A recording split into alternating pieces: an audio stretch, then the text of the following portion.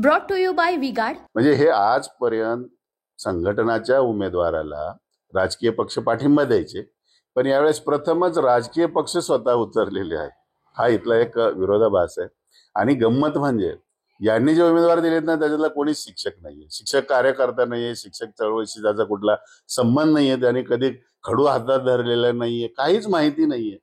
आता ही मंडळी जी आहे ना यांना येणे केणे प्रकारे निवडून यायचंय आणि यांचे जे स्थानिक मतदारसंघ आहेत तिथे यांना निवडून येण्यासाठी अडचणी आहेत. थोडक्यात सांगायचं तर समजा आता आपलं इगतपुरी मतदारसंघ यांचा आहे, संदीप गुळू यांचा, तो कायम आदिवासींसाठी राखीव आहे, त्यांना आमदार व्हायचं त्यांची अडचण आहे. भाइयों बहनों, उनके राज में पावर रहे अनस्टेबल और हम रखे सब स्मूथ और स्टेबल. हमारा नेता कैसा हो जो स्टेबल पावर दे वैसा हो.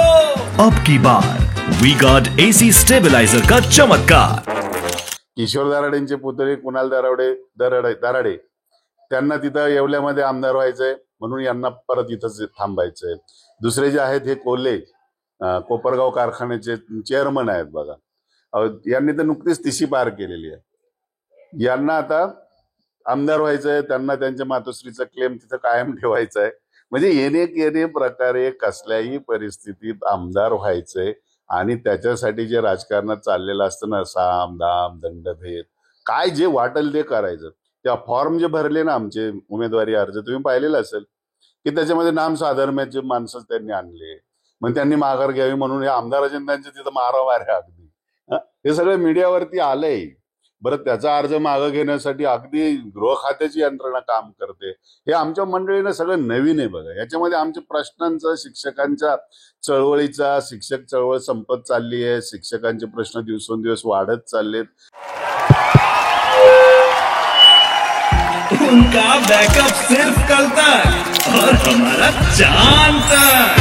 हमारा नेता कैसा हो जो नॉन स्टॉप बैकअप दे वैसा हो. अब की बार वी गार्ड इन्वर्टर बैटरी का चमत्कार. याचा कुठलाही काहीही संबंध नाहीये आणि अशी ही वेगळ्याच धाटणीवरती निवडणूक चाललेली आहे. जाणीवपूर्वक चाललेला आहे बघा की शिक्षकांचा त्यांचे प्रश्नापासून विचलित करण्याचा हा एक म्हणजे अगदी व्यवस्थितपणे चाललेला यांचा हा प्रयत्न आहे. पण इथले मतदार शिक्षक आहेत, समंजस आहेत. आमच्या शिक्षकाचे प्रश्न कोणाला माहिती असेल, यांना काय माहिती असणार आहे.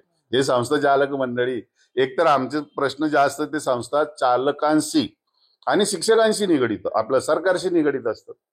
मग संस्था चालकाशी संबंधित जे प्रश्न आहेत हे कसं काय सोडवतील.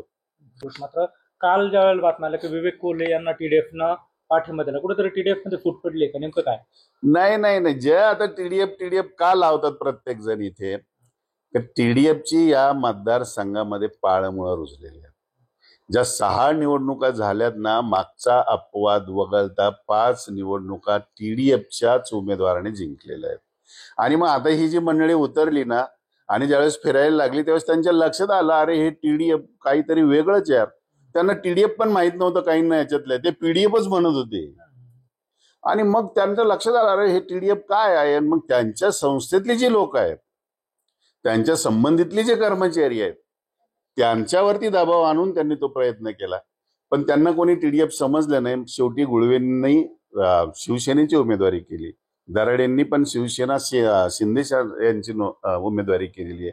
आणि आता उगीच म्हणायचं काहीतरी आम्ही TDF मध्ये, हे जे 4-2 लोक त्यांच्या बरोबर गेले म्हणजे TDF त्यांच्या बरोबर गेली असं त्याचा अर्थ नाहीये. या मंडळींना आता आहे, ही मोठी मंडळी आहे, काय काय प्रकार चाललेत आमच्या शिक्षकांच्या लक्षात आलेलं आहे. हे काय चाललेलं आहे, कोण गेलेलं आहे, कोण थांबलेलं आहे, फूट कशाला म्हणतायत, हे सगळं लक्षात आलेलं आहे. आणि मग आम्ही आहोत TDFचे असं दाखवायचं, अरे हे TDFचे आहेत.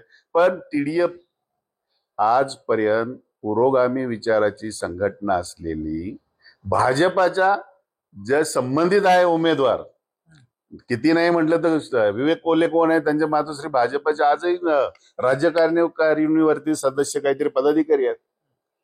TDF कधीही भाजपाच्या जवळ असलेल्या उमेदवाराचा विचार सुद्धा करू शकत नाही. Brought to you by V-Guard.